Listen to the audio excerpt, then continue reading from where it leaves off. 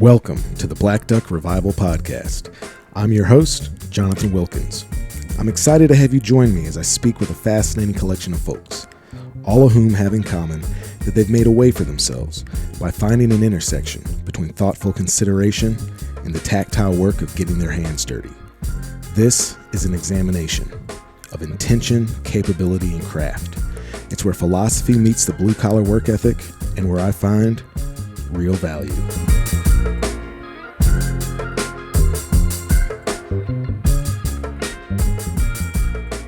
Hey everybody, welcome back to the Black Duck Revival Podcast.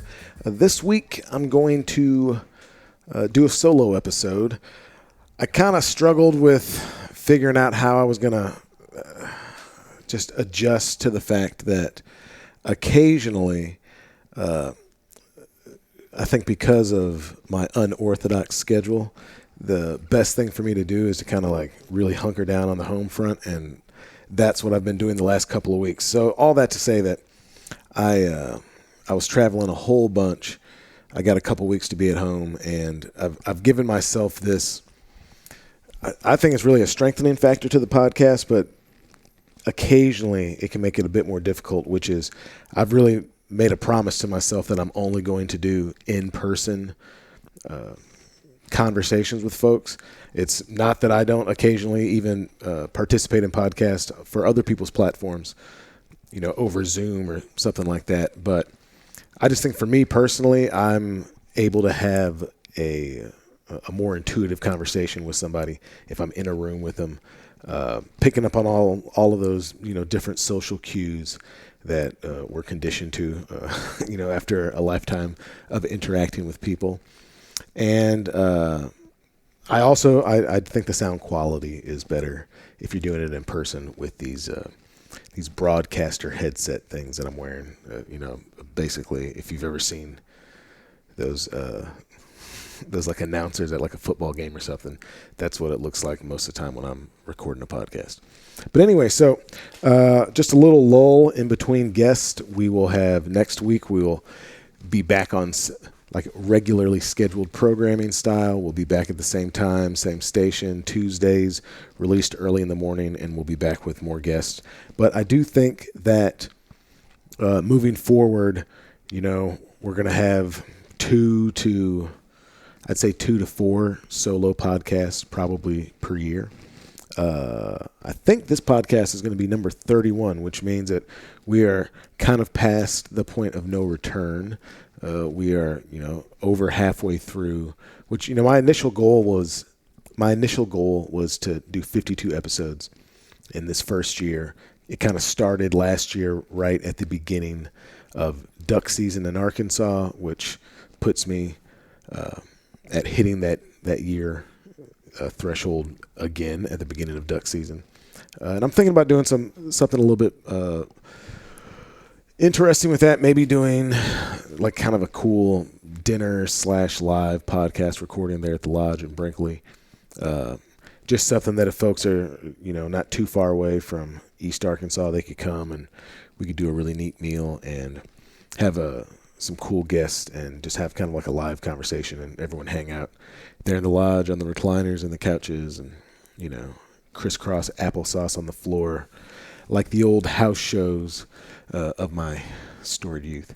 Anyway, so I thought what I might do on this podcast is a bit of a download, yes, about Turkey Tour, and I might talk a little bit about some of the hunts, but mostly I want to talk about a little bit more of the utility of traveling in a setup like that, right? So basically, I spent, like 22 days kind of living out of my van, went from Little Rock over to California and hunted in California, then went up to Western Oregon, hunted there, went to Eastern Oregon, hunted there, drove across the Nez Perce Reservation in Idaho, which is possibly one of the most beautiful places I've ever been.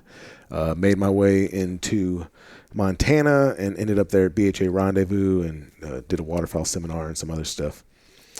Then went down through Denver, stopped at a podcast there, made it home, I was home for so I think that put me home on like a Monday, and then I left that following Sunday. No, I left the following Monday, and went up to Michigan, did this hunt with Sitka and NWTF. That was really an amazing time, and then went over a little bit east of there and did some wild game cooking demos at a hunting dog kind of rendezvous of their own, I guess.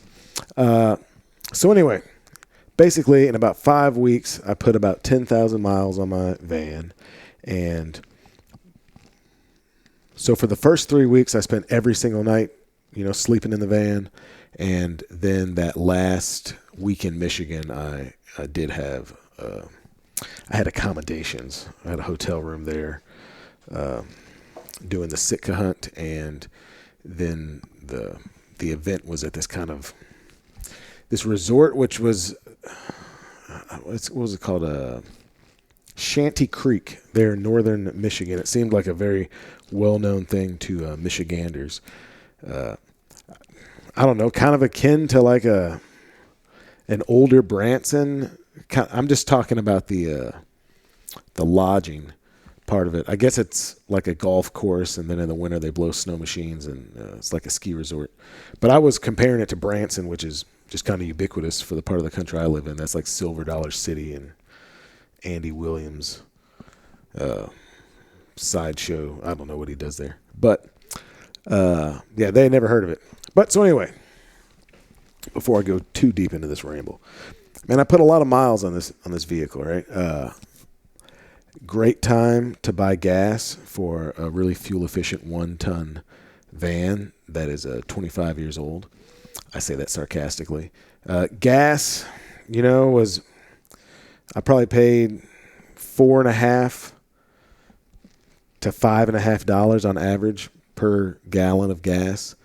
There was one place, like just this kind of, I dare I call it an oasis. It was just like the only gas station in a really long time, down at the bottom of the very bottom of Southern California, kind of on this, it was like 40 miles without services. So they were the first thing there, and they were charging $6 a gallon, and that hurt to pay for. But other than the gas deal, I think I figured it out. I need to look at my numbers again, but I think I ended up paying about $3,500 in gas. I had no lodging expenses, so that helped out tremendously. I'd say, the hunting was amazing. I got to hang out with really awesome people, like old friends and new friends, and meet some just super cool people. The hunts it was kind of like once in a lifetime, or if I never get it again, if I never have a turkey hunting string that good again for the rest of my life, like I won't be mad, because it was kind of phenomenal. But I was so pleased with how the rig held up, right? So this is a 1998 Dodge B3500. So that's the 1-ton like big van from back in the late 90s. The latter part of the last century. It's like an old band van, which is what I associate it with because of years playing music and traveling around in different van configurations. It's like a 15-seater van. I've got all the seats for it, but those seats are removable. So basically, I did I think a very utilitarian and, I'll pat myself on the back. I think, pretty efficient and smart little setup for it. I'm not going to call it a build because I don't think I really built that much. But basically what I did was I took all the seats out except for the front 2 captain chairs. Those bench seats just come out with those clips, so I took those out and stored them in my shop. If you know anything about the building, Black Duck Revival, and the building next to it I have is called Black Duck Bungalow. I've kind of shifted to using that bungalow more as like staff housing for the waterfowl hunts and such. So I just don't need clients over there as much. So I pulled one of the beds out of there. There was a twin bed on a platform, and I pulled that out of there and notched it out so it would fit over the wheel well, and got that really solidly in place there in the van. Up against, if you open the back door and look in there, it's up against the left-hand side. I had that kind of all the way by the back. Underneath that, that's where I, put my my shotgun. I had a bow. I also had like a small kind of 30% of normal sized, pretty skinny folding table that I put under there, and then just one of those old school Coleman green flat Coleman camp stoves, and they're kind of in the middle between where that bed ended and where the captain's chairs were. That's where I just had like my clothes in bags. I had a couple of coolers. One cooler was kind of overflow, and one cooler I kept ice in the whole time, and that's where I put my birds and sandwich meat and stuff like that I traveled with. As far as water, I just had like 3 or 4 gallon jugs in there that I stopped at a Walmart and bought, and then I would just fill them up as needed. I did a lot of going to friends' houses and kind of using their driveway or their outside area as a base camp. So I kind of had access to water and a bathroom facility, and I could wash some clothes, and that worked out really, really well. Because it was cool on that front because I could hang out with folks, but like nobody wants a perpetual guest at their house, right? Like, you want to walk around in your underwear eventually or whatever. So when it was bedtime, I'd go outside and have my own space, and then the people who I was hanging out with, they'd have their own space, and so you kind of never got tired of each other. I guess it's mostly important they never seemed like they got tired of me, which is I'm the one imposing on them. But anyway, so for the van, that was pretty much the setup. I did have a curtain situation, which was just, if you can just imagine, across the middle of the van, I strung some picture frame hanging wire, or rather my wife Marianne did. She strung that across there and just used that as like, a makeshift kind of shower curtain rod. And I actually just had a black shower curtain there that I could pull over and close off that area or open it up and I could see through while I was driving. And then had the same sort of a setup on the side windows with a little bit of Velcro there at the bottom. And we just got bought some curtains there at the big box center and cut them down and made that work. And then the back window, I had it's like that bubble wrap insulated Mylar. I think it's called Reflectives or something. And we just cut out a piece that fit there and put some Velcro on it. And I would just roll that up and stick that underneath my bed as well. And man, I mean, mechanically, everything worked great. I had one little hiccup in Missoula. Just, this is after like putting 5,000 miles on it, being on back roads and just beating it up. And I had a nut on one of the shocks had come loose. So I had I don't know. I drove around trying to figure out a solution for that for about 30 minutes until I finally just bought a nut and put that on. But that was really no big deal. I did have the battery die a few times, and eventually in Michigan, like the battery just wouldn't hold the charge anymore. So I pulled it, and I mean, I was, I don't know, a half mile away from a AutoZone, so I just walked it over there and bought a new battery and popped it in, and it worked fine. I'm trying to think what else. Yeah, I mean, just kind of like all the basics worked out really well. The bed was super comfortable, right? Like, so I said, it's the same bed that I've got in the lodges. So it's just like a 8-inch thick memory foam mattress. It was a twin size bed. It perfectly fit me. And yeah, when I get tired, either just driving, like the first chunk of driving I had to do like pretty much 30 continuous hours. So I would just drive until I started weaving a little bit. And then I'd find a wide spot on the road out west. I think because there's such distance between people and services, they have a lot of these big wide spots on the side of the road that are designed for travelers or truckers to pull over. And so I would pull over on one of those. You could get maybe 40 feet off the road and close all my curtains. And depending on how long I was going to sleep, like if I was going to try and get 4 or 5 hours of sleep, and the same situation would work like at a Love's truck stop or something like that. I had a pair of sweatpants and a hoodie, and I'd switch into that, have my sleeping clothes, and I didn't even have a sleeping bag, right? I just had like a down comforter and like an extra blanket, and it felt like you were sleeping at your house. So it was super comfortable. It's kind of like being a hermit crab. You were carrying your house there with you. And temperature wise, it worked out really perfect. I think the highest temperature I encountered on this was about 85, and that was like the heat of the day. During the evenings, it was getting 60 degrees or so.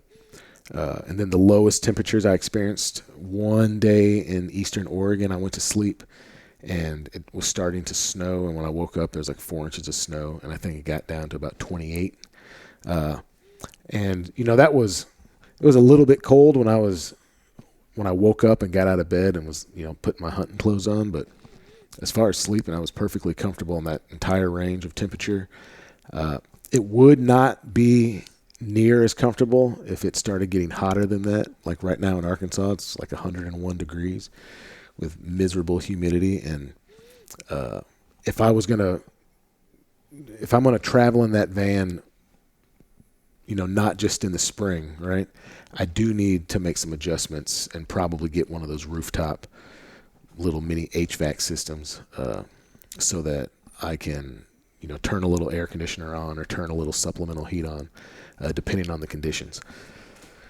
I'd say I've kind of got like a list here on the wall, and I'm looking at like what went right. And so what went right was, like mechanically, everything worked really well. I put a roof rack on the top, and a roof rack for these big vans is really expensive. I think this van life thing obviously is everywhere.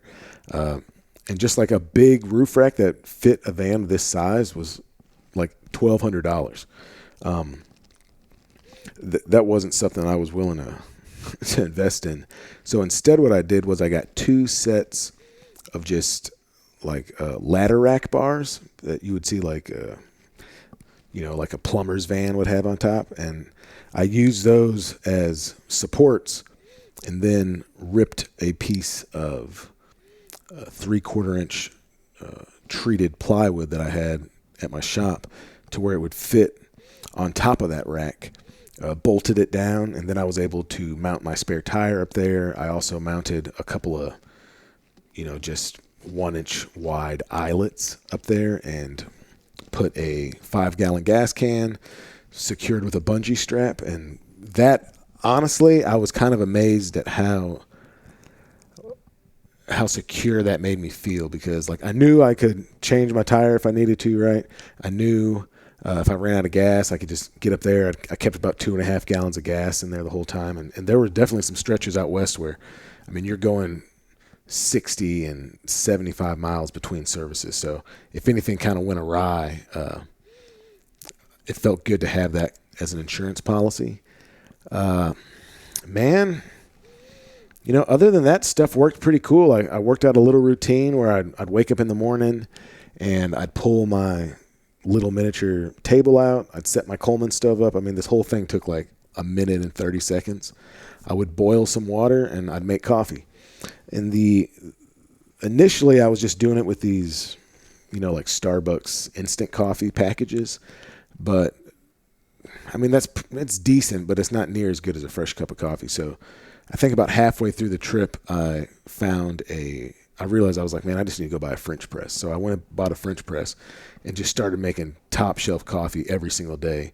And man, that setup was so cool because I was so completely mobile. There was like kind of nowhere I couldn't go. So when I left East Oregon, I hunted for like an extra half day because I was on this turkey and I was trying to get him and it didn't work out. But then had dinner with my friends. I left their place at like 9 o'clock at night, right? So there was snow on the ground. It was cold. It was getting dark. I got out of the valley they lived in there in East Oregon, and I got about 45 minutes down the road and just hit this mini little blizzard deal. And it was hard to see. I'm out, on this kind of windy road out in Eastern Oregon, and just hard to see because so much snow. So I found the first big wide spot I was telling you all about. I got about 40 feet off the road and just hunkered down and went to sleep until 4 o'clock in the morning, and woke up and made a cup of coffee and then, kept driving. And it allowed me to just keep moving. So I would just take these short rest periods. Sometimes I'd sleep for 4 or 5 hours, most of the time while traveling, I was sleeping for like 3 hours at a time, kind of just enough to wake up and get a cup of coffee and keep on moving. Because once I got to where I was going to set up for a few days, then I kind of had all the comforts of home, right? Like I had a bed to sleep in. I could go and use a bathroom. I could take a shower, wash clothes, whatever. Stuff that I would improve just about the van itself. I'd say first thing would be do something about the road noise. So most of the road noise actually surprisingly came from the front end. So I think it's just a matter of, these were built as like very utilitarian vehicles, and so they don't have near the bells and whistles that a car that's not 25 years old would have. But also even like sedans and more kind of consumer vehicles at the time. This thing is just built built actually very, very well. And I was amazed at how well it's held up. It still has, I've crossed over into like 52,000 miles, but it's got incredibly low miles. I bought this thing with like a little over 40,000 miles on it. But anyway, I'm saying all of this because just that air coming through the front end is pretty loud and pretty noticeable, to the point that it was a little irritating to talk on the phone. Like I'd have headphones in, I'd be talking to the microphone, but I was talking so loud just to even be able to hear myself with headphones in. So that kind of gives you an idea of just the whoosh, the constant air sound that was in the car. Like I eventually got used to it, and it ended up not being that big of a deal for me. I just drove around with headphones in, but I definitely plan on, taking the dash panel off and all that. There's this insulation that's kind of like specifically made for people that are traveling in these vans, right? These van setups, and it's like made out of wool, right? So I think you can just kind of pack that in there. It stops a lot of that air coming through and absorbs that sound, and then put everything back together. There's some sound deadening materials. I think I might pop all the panels off and put that in there as well. So honestly, on the whole trip, that was my like kind of only annoyance really. It could definitely have some upgrades to the suspension system. So I put some big heavy duty shocks on it, but it's not like a very smooth ride at all, right? Like it feels like a 25-year-old truck when you're driving around. I think putting some airbags on the suspension in the back would help out a lot. And so I'm looking into doing that. In a dream world, it'd be cool to do like a 4x4 conversion on this. But, that's, if you're paying retail on that, you're probably at $12,000 to $15,000. So that won't be happening anytime soon.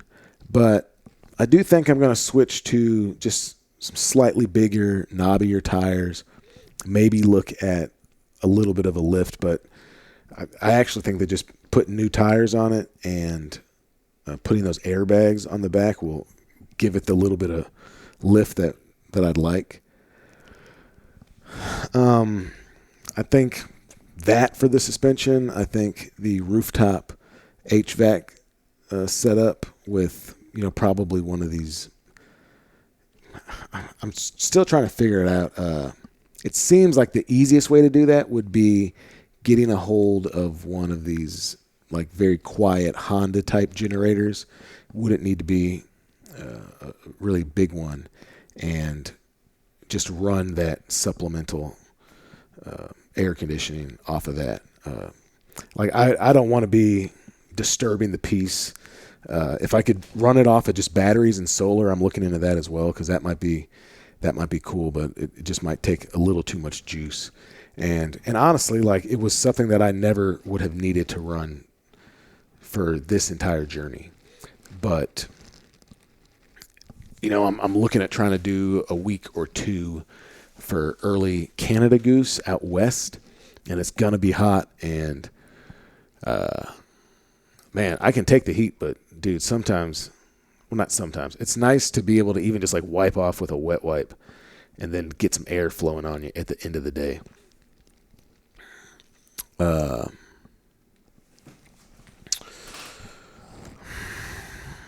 Oh, I know something that I would absolutely add to this. And that would be, so like the first thing I would add to the whole setup, I would get some soundproofing. I would get some supplemental air conditioning. Much more worried about air conditioning than heat, to be honest with you. But before I do any of that, the absolute first thing I'm adding to this is that I will be traveling with a bicycle, just like strapped on the roof rack, or I might set up some sort of tailgate system or something like that to carry it. But, man, that would be a real game changer for a couple different reasons. So I just mean like a very basic, in my mind, it's like a mountain bike. But, just a bike you could ride around town, ride on the grass, ride on a trail. That would be super helpful just going to these new places, just kind of exploring, or like I stayed with some friends outside of Corvallis, Oregon, and, town was maybe a 12-minute drive. But, man, it's so nice to not have to drive that big, land yacht around, that there was lots of days when it would have been so much easier and, like, honestly more enjoyable to just jump on the bike and, take a 15 or 20-minute bike ride. I also think you see places in a different way, from a bicycle, just like a little community. You're going to see it and experience it in a very different way. So I'd be super into that. And then also hunting that national forest. I'm thinking specifically, I was hunting some national forest over in East Oregon, and I'd gone with some friends the first day. We got about 2 miles in. Now this was like on an established trail, and struck a bird up and made a setup and called this bird in. I bet this bird came from 150 yards away. Pretty thick woods, trying to pull him into a little clearing. And I've thought about it so much since then. I think I just messed it up. I think I was a little too aggressive with the calling, and I think he got close. And he got close and was just like, 25 yards away from me but there was gunch in between us, right? So I couldn't see him, but I could hear him gobbling. And then I started hearing him putting around, right? That's not a good sign. That's like a deer blowing. And, yeah, he boogered out of there. But so anyway, that next day I went in and I ended up walking 9 miles that day and just trudging around trying to strike a bird up. That's when it had snowed that evening. So the woods it was a totally different situation. I never could get anything to gobble. I couldn't really find much sign of life out there. But it was such a drastic change, like you had a temperature drop of 35 degrees and 4 inches of snow overnight. But I would have loved to have gotten down into that to where I'd already been to quickly and quietly, and then I could have explored a lot more of the stuff that I hadn't been in the day before. So you could totally do that in a bicycle. I could have walking in there, 2 miles, even on trail, like you're probably looking at, what is it, 30 minutes, 45 minutes, depending on how quiet you're trying to be. And you could have busted that out in 10 minutes on a bicycle at a leisurely pace. So I'll be adding a bicycle to this traveling setup. I also think that, the cooler that I had like this really big giant Yeti cooler that I acquired last year. Man, I don't remember which model it is. It's like literally it's got the same sort of a footprint as the tailgate of a truck. It's huge. And it was really more than I needed. I could have had a much smaller cooler and totally got away with it. And that would have given me a little bit more room. I also think that the way I had my clothes stored wasn't fantastic because think of it as like Arkansas and New York City, right? Like in Arkansas, they build out because there's lots of room, right? There's low population. In New York City, they build up. I was spread out with all my clothes and the coolers and whatnot, and I should build like a shelving system that I can put in there, and then have all my clothes going vertical, and then have a much bigger open floor plan in there. And then, man, like some sort of platform system with a little bit more storage underneath it, I think would be great. So that basically either means if I DIY it, I'll build a plywood platform that goes over the wheel wells, and it's probably divided underneath that, and then just has some slide-in drawers there. Creme de la creme would be one of those decked systems that you see people using all the time. What I do like about that, and I would probably arrange either way, is to have like a locking ability. I was very rarely in places where I was concerned about seeing other people, honestly, but just when you're traveling, it's nice to have a way to have some extra insurance on keeping your stuff locked up. I think that's kind of the basics that I was thinking about. I am actually going to answer some questions that I've solicited from some folks I know, and just folks that this first batch of questions is from a buddy of mine, Brad Green, here in Arkansas, and we ran into each other. We met up at BHA Rendezvous there, and he was camping with his wife, Susan, and they've got like one of those like campers that fits in the back of a pickup truck, which, man, I went into his. It's wild, man. It's so much bigger inside than you would ever think. And dude, I could see you being able to do some really cool getting around in a setup like that. It was really cool, like lots of comforts.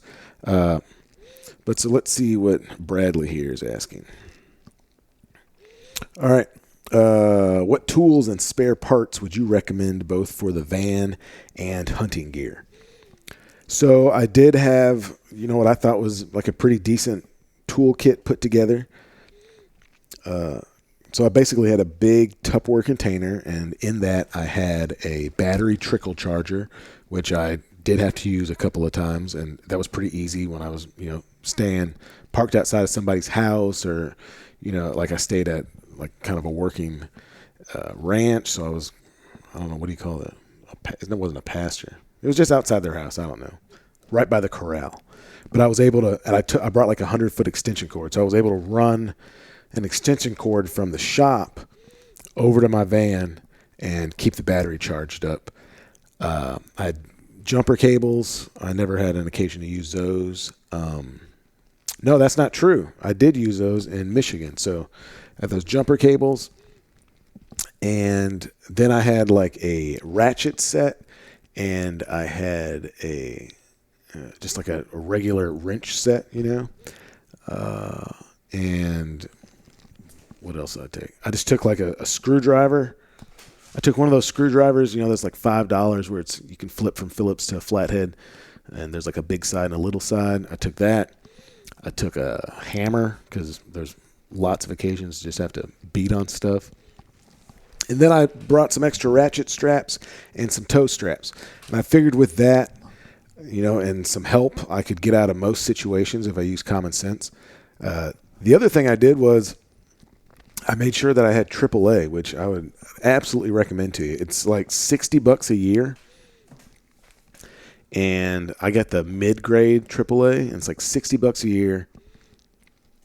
And that'll give me, I have to double check, but it's either 3 or 5 calls that are covered for a year. So that's if I got to make a call and get gas because I ran out of gas, if I need the battery jumped, if I got locked out of my car, if the car broke down, they'll tow me up to 100 miles before I have to pay.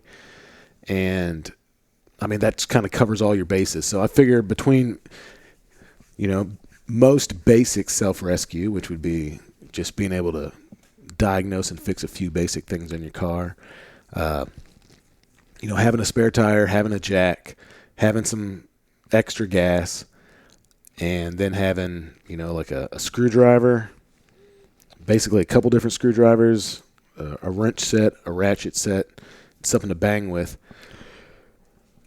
I mean, if it's beyond those tools' capability, then it's something that's I'm not going to be able to take care of on the road there anyway. So,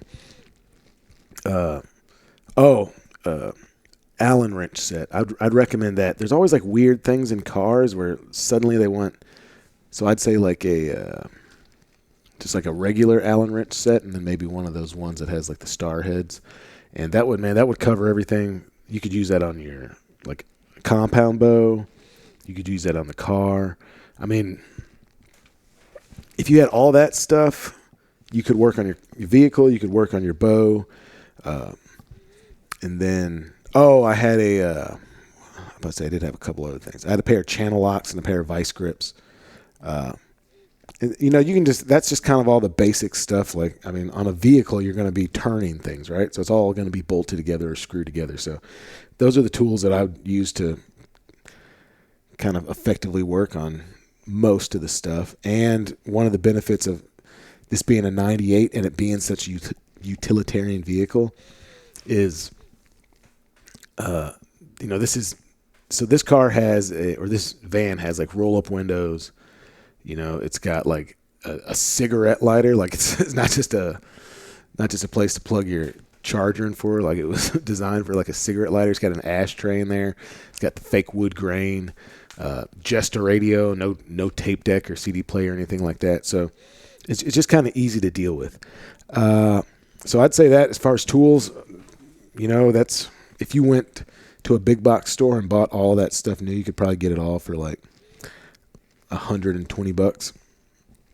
So then I stuffed all that in a Tupperware container and, I had to get into it several times, but it was all pretty easy stuff to take care of since I had those tools, like that shock deal didn't turn into a disaster because I had the tools to deal with it. What else? Oh, best way to find safe, legal overnight spots. So just me traveling by myself, I was using like wide spots in the road. I was using truck stops.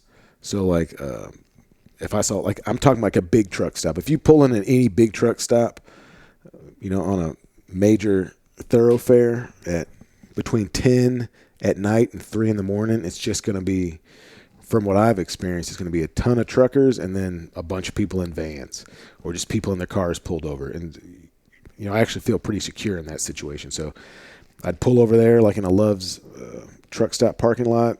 I'd back my vehicle in. That's something I did a lot, which was I backed in just so in case I did have to get out of there quick or someone was like, hey, get the hell out of here, I could just vamoose. I'd back in. I'd close my curtains. I'd get my jams, and I'd get some sleep, wake up, use the bathroom, fill up the tank, get a snack, and hit the road. It was an incredibly efficient way. But my buddy Brad also was telling me when he was traveling out west, him and his wife Susan, they were using these 2 different apps. One was called Free Roam, and one was called iOverlander. And, you can put your route in, and it'll pop up like all the KOA campground spots, and it'll show you like all of the National Forest Service camping spots. And that I did take advantage of that a little bit. So there was like one night where me and my buddy Jimmy, when we were traveling from California to Oregon, we just drove until we were tired. And, between using Onyx and Google Maps, we just found a chunk of national forest and we backed our cars in. There was like kind of like a wide trailhead. We backed our vehicles in there and like we hung out for like an hour and a half. Didn't make a fire or anything, just like hung out outside the vehicles and drank a beer. And then he slept in his truck and I slept in my van, woke up in the morning, made coffee, oatmeal, and then kept on trucking. And then I saw this especially in Eastern Oregon. That's the first time I started going to the state managed campground. So it'll be kind of like a pull-in deal.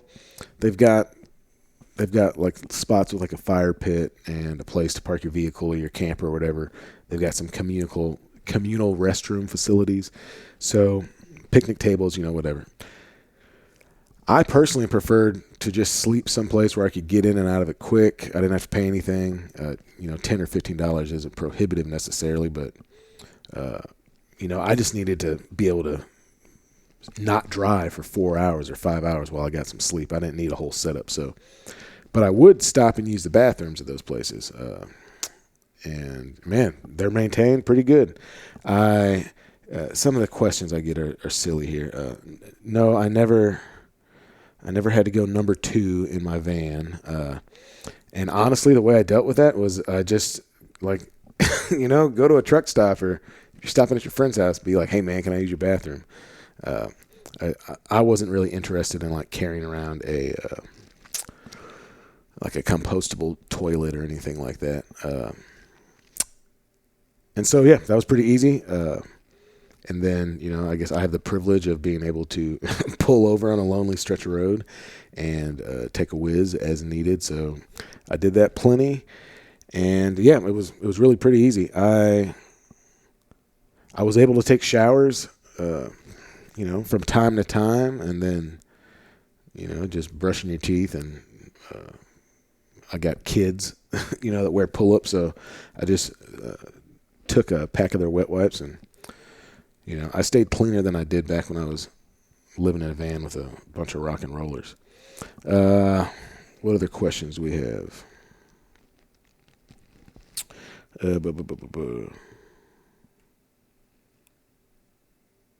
Man, I already covered some of this stuff. Yeah, man, this dude asked a bunch. So I'm looking at this text my buddy Jimmy Flatt from Hunters of Color sent me, and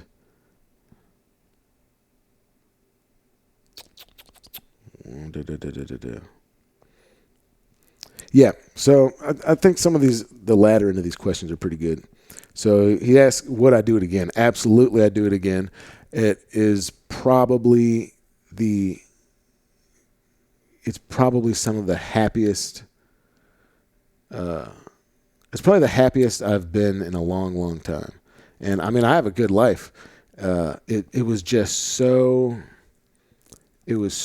freeing. It really was. And just to get to see so much of these vastly different landscapes just under my own control, right? Like listening to music, or I went long stretches of no music and just watching the topography change, and one day waking up in a truck stop in Amarillo, Texas, and it's 45 degrees. And then, 6 o'clock at night, I'm in Needles, California. It's 95 degrees, just getting roasted.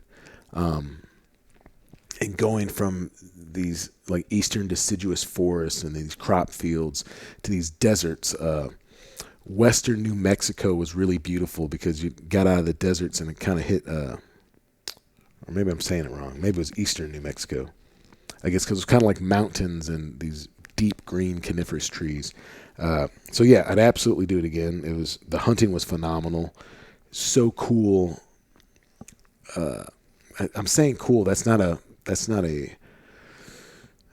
conducive enough word. It was, fulfilling, I think, is the word I'm really looking for. To be able to hunt these birds, and I haven't even gotten into how I feel about these turkeys, man, but to be able to hunt them in all these different places, these different landscapes, and have it all still be something that was accessible to me, just as like a kind of regular working class dirtbag, man, it's so special, so unbelievably special, and so unheard of for most of human history. Well, rather, I'd say probably recorded history, once people started putting fences up. What else we have? Oh yeah, what did your van renovation cost? So, like I said, I put that roof rack on top. Those came in sets of 2. And so I think those were $110 per set of 2. So that cost me $230. I pulled a bunch of stuff I already had, used some scrap wood. All said and done, and this is with buying buying a few things, like buying, I think I bought a new set of jumper cables. Oh, that's the other thing I took with me is I did buy one of those battery attached tire inflator systems, right? And that was like $60. So if I got a flat or whatever, I was just taken care of. But man, I put like $500 into it. And I'll tell y'all just straight up what I got in the whole deal. I bought that van a year and a half ago with like 41,000 miles, something like that on it. Really great mechanical condition, had new tires on it, and I paid $7,500 for it. And then I put like $500 just kind of rigging it up. Call it, and I got those seats out of the junkyard too. So yeah, I mean, I've probably got $500 in making it like a camper, and then I can just, everything I've got in there I can just pull out pretty easily, and I can put the bench seats back in, and then I can still shuttle folks around for hunts this winter. And if folks are interested in it, I'm kind of interested in it, so I might just do it anyway. But I'll make like a brief video to go along with this podcast, and I'll put it up on Instagram so you can kind of see what I'm talking about on everything. And as I make improvements to this, I'm just going to document it and put it up. And I think it'd really be worth maybe saving some of this to show folks, man, that like you can do this and have I had a really high standard of living. This kind of in between camping and couch surfing thing that I did. It worked out phenomenally. I ate really amazing meals. I mean, hell, when I was in Oregon, I'd killed 3 turkeys and still had like a day and a half before I had to be on the road, and was taking some time to catch up on emails and do some work. And me and Jimmy and Lydia, my friends there, we went to like a winery, right? And like did a little wine tasting. So I was living really well. Like I said, I had $500 in the whole build out. Then he's asking me about like, how could someone recreate this, most cost effectively. So I think just for one person, maybe 2 people, if you really like each other, I think you could do this with a van and like lots of different kind of vans or lots of truck setups. I'd say the number one thing would be having a comfortable sleeping setup. So like I put most of my attention on like, man, I'm going to have just a decent bed to sleep in. And that was huge because you could do anything you wanted during the day. And then you had this little private kind of cocoon like place to stay, but like you weren't rolling around. It wasn't a 1/2-inch pad, right? Like on a bunch of rocks. You weren't just staying in a tent. You weren't waking up with like the tent stuck up against your face because of all the condensation from the dew that morning. There was none of that kind of jazz. I couldn't stand up all the way in there, but I could stand up most of the way. I could sit on my bed and change my clothes or take my wet boots off and put on a pair of Crocs and just like be comfortable in my space. And man, it was huge. So I'd say you could do that just like with a camper shell on a truck. And then a very similar situation to the way I described I put the van together, or a van. I think a minivan would work great for this. It might even be more effective in some ways. I just need something that I can kind of switch back and forth to shuttle clients and to be able to bebop around and hunt out of. But I think, yeah, man, I think a minivan with the seats taken out would work great too. And it would definitely be better on gasoline because that gasoline is high, man.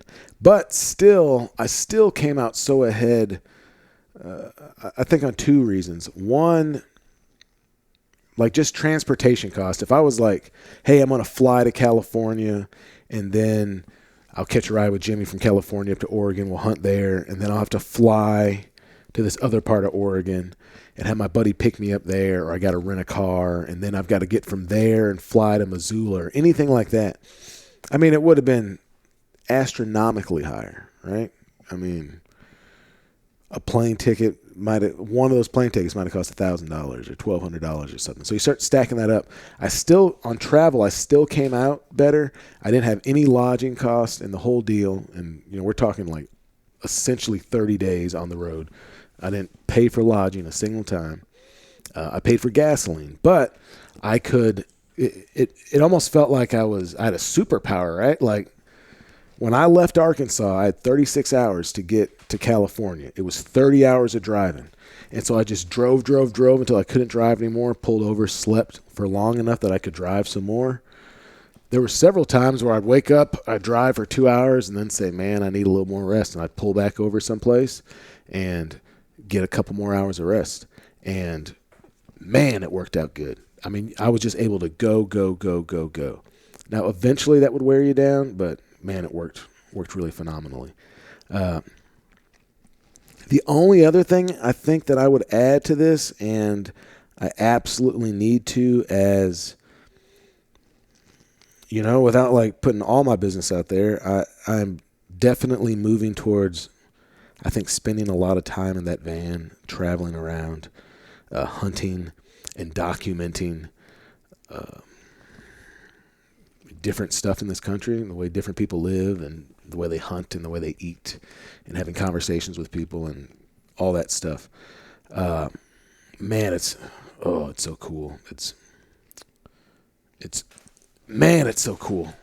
I just can't get over how rad of an experience it was. But the thing I do need to add into that is some sort of fairly regular, and I'd say daily, like exercise. So what I'd been running, I'd been averaging, I think, about 20 miles a week before this. And then when I got on the road and had to drive real hard, so I missed the first day.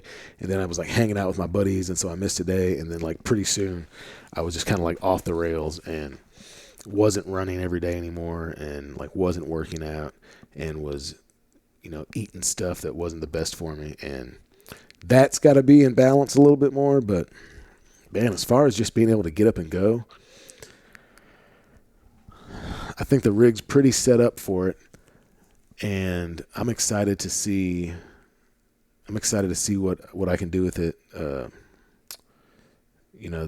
Kind of late this summer. So I'm trying to figure some stuff out for early season Canada's there, like in North Dakota. So that would be in mid-August, and then I think this year too, I'm gonna hunt deer a lot harder here in Arkansas than I normally have, because I'm gonna need to stick a little closer to home. My wife and I are expecting our third child to come right smack in the middle of duck season, so I'm gonna hunt really hard early season, and then for a lot of December, I mean, I'm obviously still gonna hunt here in Arkansas, but it'll be a lot more just hunting for myself, or maybe with one or two other buddies, but I've kind of got a mind to really spend a lot of time chasing trying to find some Canada geese here in central Arkansas and east Arkansas. And the thing about this state is that, you can go from one side to the other in 3 hours. So that's even a deal where I could get up or go for a couple days, stay in the van and hunt and then boogie back to Little Rock where I live. If need be, in a quick manner. But yeah, man, if you folks have any other questions about this, feel free to reach out. I'd really encourage folks to look outside the box a little bit as far as what they need to do a hunt.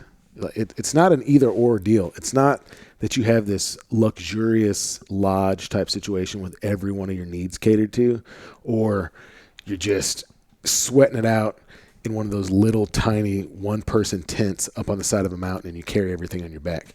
There's an in-between to this that I think is much more doable for a lot of people. And like roll it in, like I basically rolled this whole trip into, I banged out like 8 podcasts with super fascinating people, right? I had amazing meals with really cool folks. I got to visit my friends. I got to make new friends. I got to hunt birds all over the country. I got to see beautiful landscapes. I got to see and hear amazing displays of Mother Nature, like listening to these turkeys gobble. And, I really did it on a hell of a budget, right? I had that gas money in it. I had my license fees, which, so for, I had less than $500 in license fees for all those turkeys. And then I just had my time, right? And I don't know what my time is worth, really. That's kind of part of what I'm trying to figure out right now. But, man, it feels like an amazing investment to me. And yeah, I fully plan on doing a turkey tour next year. I'm trying to figure out a way to do it for longer, to spend more time chasing Easterns over here on the eastern side of the U.S. I would definitely like to try and see what's going on with those Osceolas down in Florida. And yeah, man, the Goulds, that would be so amazing to get to see one of them. But, that's definitely more of a long shot, or you got to come up off a little bit of extra grip to get those tags. But, man, me and turkeys, I was describing it to somebody the other day. Some folks I had up at the lodge. I took them catfishing for a couple of days. And I was explaining to them, I was like, man, think about like the first time that, from my perspective, like the first time I kissed a girl, right? And then for like days afterwards, you're like thinking about it, you're reliving it, right? You're just like savoring this moment in your life, right? You're thinking about like all the idiosyncratic things that took place in an occasion that probably didn't even last very long, right? That's how I feel about turkeys. Like I think about them every day now. I look at pictures of them. I make the noises that they make, and I try and make them more accurately every time. Like I'm just like hopelessly head over heels in love with them. And man, it's awesome. It's awesome to know that is still a possibility, and that no matter how much I get to do, or like what sort of gnarly things I see when I'm hunting or fishing or, just stomping around the woods, there's just stuff that I have zero control over that just has such a deeply, primally resonant response inside of me. And that's what these turkeys are doing to me. So I'm loving it. And yeah, looking forward to doing a few more podcasts in the coming week with some really fascinating people.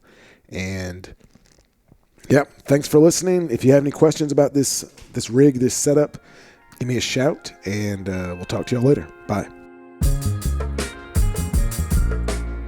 Hey, thanks so much for listening to this episode of the Black Duck Revival podcast. As always, it's produced by me, Jonathan Wilkins, and Brian Sachs. If you want to follow me and see what I'm up to, best way to do that is Instagram. Handle will be Black Duck Revival. You can also take a look over on the website for writing, hunting, fishing dates, all that kind of fun stuff. That will be at blackduckrevival.com. If you like this podcast, please help us inform others about it. Sharing on social media, the old-fashioned way of talking to people, like over a meal, that helps tremendously as well. So anything like that, any sort of bones you can throw my way, I would be so appreciative of. And thank you for listening. We'll see you next time.